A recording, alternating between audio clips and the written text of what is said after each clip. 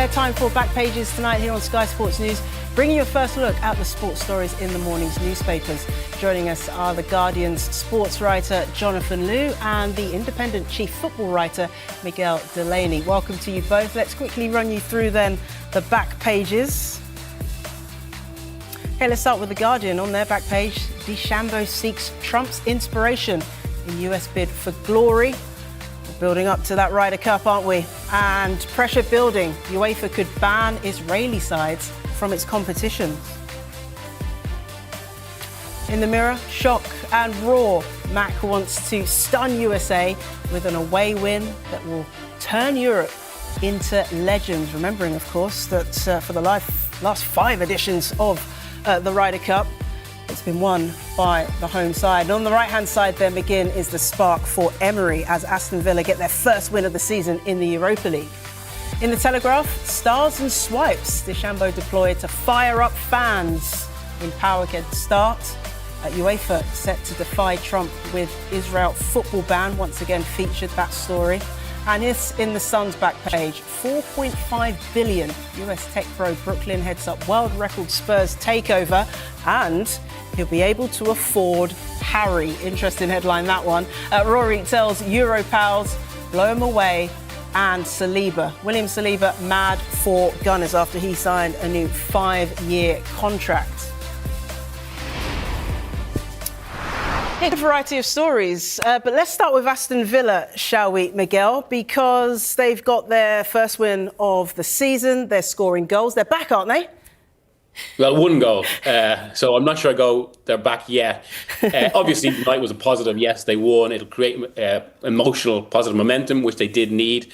They could also have done with, I suppose, Watkins scoring that penalty, which just felt like, given the situation with goals scoring at the moment, felt like it would have been necessary. But yeah, I suppose, even in the most basic terms, given that a summer of difficulty, I think, created a mood of a bit of gloom around the club. I know some of the players have actually spoken about this publicly.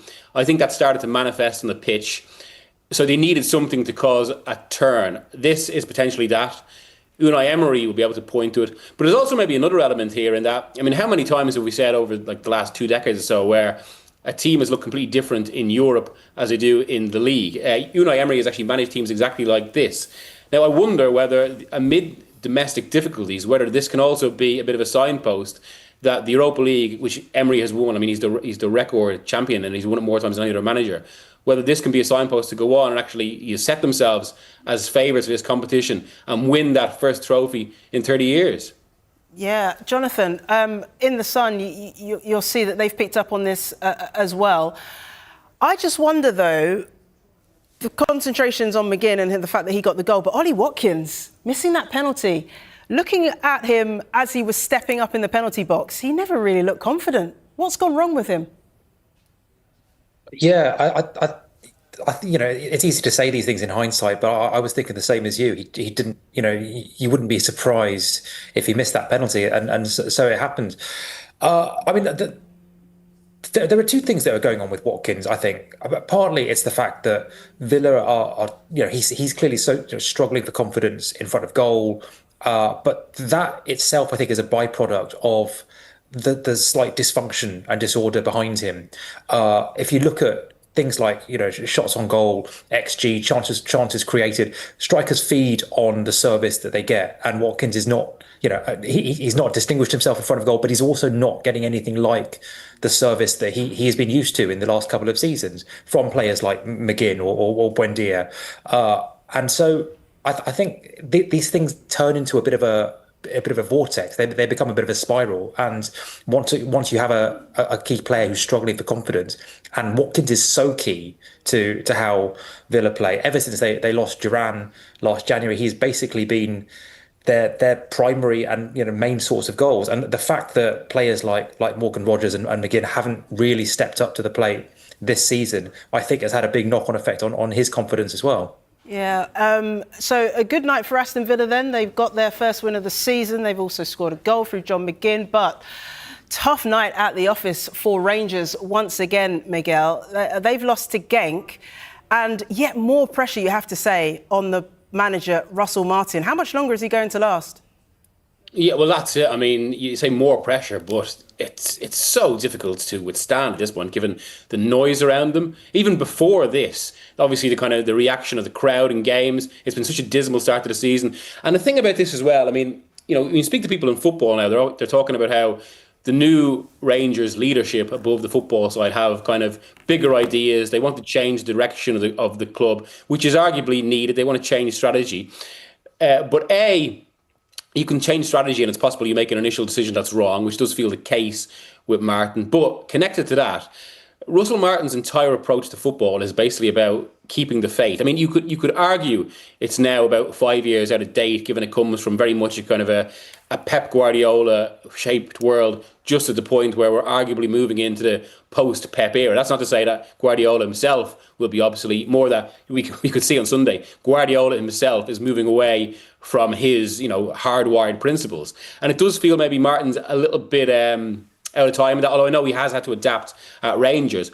But even still, his game is based on basically no matter how it's going, no matter how many kind of errors happen from the back, you persist with it because gradually the team will learn. And this concept also seems to be, a test for the ownership as well, because it's about how long they can keep the faith with Martin. And really, I mean, like no matter the debates about the suitability for the role, all the rest of it, I actually got into I got a bit of blowback on Sunday Supplement a few weeks ago when I questioned Martin's cultural fit for the role. But yeah, but even then, like that is on the back of the fact that it's just not working, and it really does take massive faith and investment from the owners to keep going with this, because it's really hard to see at this point how it turns around on purely football terms, because this is just, you could almost argue, actually, given we've spoken about psychology and confidence so much already on the show tonight, that with this squad and this approach, it's almost irretrievable in that sense. Wow, yeah, strong words there. Russell Martin says he still has the backing of the hierarchy. We'll wait to see how that one unfolds. It's been a good few days for the Arsenal fans, hasn't it? After they're safely through to the next round of the Carabao Cup, they've now tied down one of their key players in William Saliba. A new 5-year deal for him. On the back of the Sun, you can see that there. I wonder, Miguel here, how important this will be for an Arsenal team who spent big in the summer. We saw all the new faces come in, but it's almost as important, isn't it, to tie down key players? So it's been a bit of an undercurrent to the summer as well. As you say, because of the amount of money that Arsenal spent on transfers, that obviously dominated focus. But a kind of a subplot or a secondary plot was basically how successful they've been in negotiations to keep key players. I understand Saka is going well, if it's not yet as advanced as Saliba. And this, of course, comes, as happens when teams rise in this way, you get a lot of interest from wealthy rivals. Real Madrid have been looking at about 2 or 3 Arsenal players, including Miles Lewis-Skelly, another player who renewed, as well as Ethan Nwaneri. They did look at Saliba as well. So to withstand that, I think it's a sign of Arsenal's scope as well, because, a little has been made, we've spoken about on the show before, about how Arsenal's wage bill is actually less than Liverpool and City and some of their other rivals. But the challenge as you go higher is actually, and the big one, and what really differentiates clubs as a challenge and those who stay there, is the ability to also kind of to pay those higher wages once you're at that level. And Arsenal have shown they're willing to do that, and obviously been successful in persuading so many of their players that actually the future, or the best place for their future and the best place to win trophies is Arsenal. Because maybe with where they are and where kind of they haven't yet won a major trophy under Arteta outside the FA Cup, there is that question of with some players like Saliba or Saka could potentially have asked, well, maybe it's time to actually think about elsewhere. But evidently, that's not the case, and they're painting a very positive picture of the project. Yeah, he's been such a key player to them. Arsenal concede at twice the rate when Saliba is not in the side, so they'll be glad to have secured him for many more years to come. On the other side of North London, let's talk Spurs now and stick with the Sun, because Martin Lipton has this exclusive. The headline, US tech bro Brooklyn heads up world record Spurs takeover. US consortium has launched a world record £4.5 billion takeover bid for Tottenham. Jonathan, what do you make of this? Well, we were expecting, I think, after the quite surprising departure of Daniel Levy last week, or was it the week before, that, for all the Lewis family said that this was not the precursor to a sale or looking to offload the club, that it would open the door to this kind of speculation. It would open the door to, I guess, a certain curiosity amongst and the fact about the big Premier League clubs, they are very scarce. The opportunity to get your hands on a Chelsea or a Manchester United does not come. It comes around every few years, if that.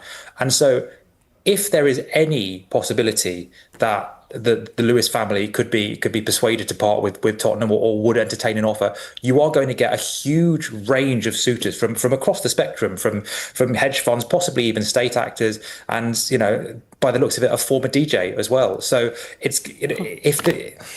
unless they kind of put this speculation to bed, and I think this is the sort of thing that is going to I think run riot a little bit until we have a little bit of clarity over what exactly the plan is for Tottenham and what the future lies.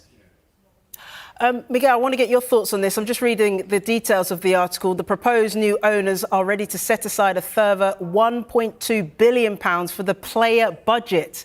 Could they bring back Harry Kane?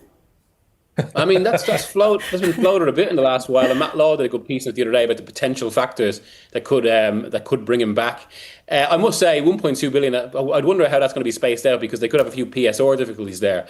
But yeah, Jonathan's right. I mean, I was speaking to someone actually about this only yesterday, and the whole Daniel Levy situation, and how the line even then, 24 hours ago, was that almost everything being done around the club at the moment suggests the preparation for a sale. Now, as Jonathan says, if you put that to the people at the club, if you put that to those representing the Lewis, the next generation of the Lewis family that are now in charge of the club, they denied it.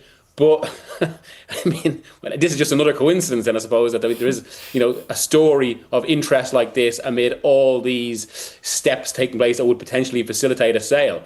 But then I suppose it's about now, putting up. I mean, we've seen, as Jonathan referenced there, with kind of other clubs and how rare it is that clubs of this size become available. There's always a lot of noise. Often in these processes, you do get a lot of actors who kind of, express interest, but it's really difficult to get to the next stage. And that's what it's really about now, what it can get to. But yeah, I mean, to Tottenham, I mean, to buy them now, it's actually really an advantageous position. I mean, they've got so many potential benefits. They're in the Premier League for one. They're in London, which is huge, and also they've got there's very little work to be done on infrastructure, at least football infrastructure, given they've got the stadium and the training grounds. They've got a young squad. I mean, there's a lot of attractive ingredients for anyone that wants to buy a Premier League asset, to use a term I'd rather not use about cultural institution. Yeah, something to keep an eye on. Miguel, Jonathan, thank you for the moment. We're going to take a quick break. When we come back, we'll look at more of the sports stories in the morning's newspapers, including this in the Telegraph: stars and swipes. DeChambeau deployed to fire up fans in power keg starts.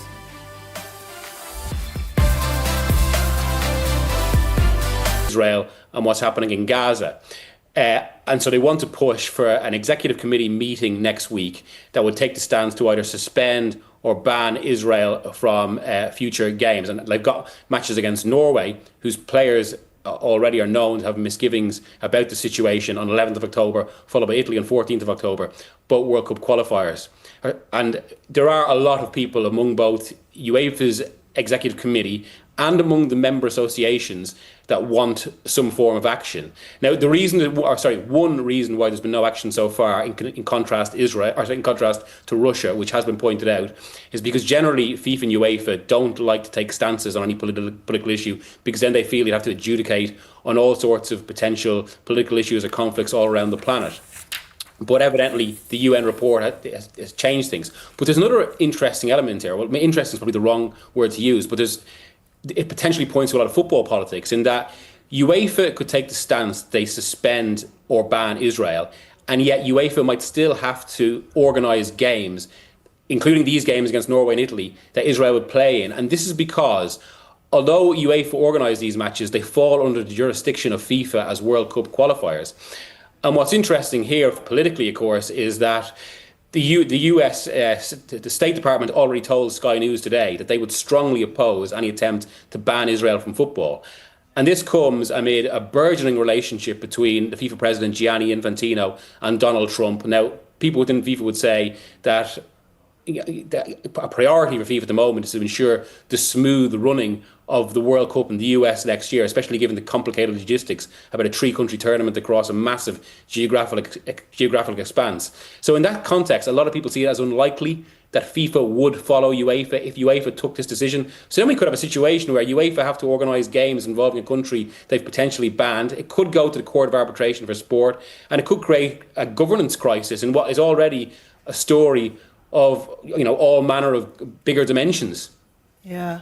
Thank you for that explanation, Miguel. We're going to turn our attentions now to the back of the Guardian, talk county cricket, because it's been a big day for Nottinghamshire, their first county championship win in 15 years, Jonathan. Yeah, and an incredible underdog triumph, which sounds crazy to say for a county of the history and the size and the pedigree of Nottinghamshire, and quite frankly, the wealth of Nottinghamshire. But the dominance of Surrey over the last few years in the county championship, if you look at the teams they've been able to put out and the signings they've been able to make, pretty much be able to put out a full team of internationals. I think, and it's nothing against Surrey at all, but I think for a lot of fans of the county championship, their dominance of the county game was becoming a little bit of a problem. I think certainly for teams like Nottinghamshire and you could throw in Warwickshire and Lancashire and Somerset who might once have aspired to win the county championship, but are finding it harder and harder every year. So the thing about Nottinghamshire's triumph, it's I think a lot of your viewers might not be totally familiar with a lot of their players. So it's very much a yeoman triumph. It's built on kind of honest county pros. Guys like Lyndon James, who's at the season of his life, Liam Patterson-White, Hasib Hamid, Freddie McCann, Billy Slater, Dylan Pennington, guys who turn in, week out, and put in an honest shift, and don't get headlines, and probably can walk down the street without being recognised, and have been written off, and have gone through who have faced setbacks and often doubted whether they had what it takes to make it, and now they are county championships. But I think Hamid, as who obviously we know from as an England batting prodigy in his younger days, has now captained not the title. He's proven a really innovative leader and led with the bat as well. And I think this is a triumph for him. Really, it's the crowning glory of his career so far. Brilliant stuff. Yeah, first county win there for Nottinghamshire since 2010. OK, we have to talk Ryder Cup because it is fast approaching. On the back of The Guardian, they've gone with the headline, DeChambeau seeks Trump's inspiration in US bid for glory. Of course, President Trump is due to attend the opening day out in New York. Miguel, this is all the ingredients, doesn't it? All the ingredients for a Ryder Cup classic. How do you think this is going to play out, particularly for Team Europe, with that hostile New York crowd? I mean, it's been charged. I mean, obviously, the Ryder Cup in particular has been a competition that has maybe moved away from golf's more genteel atmosphere that you would associate with the Masters. But I was watching the opening ceremony stuff over the last 24 hours. And elements of it were like a Happy Gilmore crowd, just in the extent of the emotion, even the Democrat politician who got booed, maybe the only person booed more than Luke Donald, and it was something he actually referenced in his own speech beforehand. And then to throw all that on top of all that, as well as the fact that, as you say, Donald Trump is actually turning up, we have, I suppose, the figure most associated with maybe this political element of Team USA and this context, which is Bryson DeChambeau going out first. And now that could be crucial for US momentum. It could kind of spark them. But there's also a huge risk if they lose in terms of that momentum, given he's up against Rahm and Hatton. And of course, the foursomes, as we know, is the most crucial, influential stage of the competition, especially given how challenging it is, especially away from home, the most difficult format.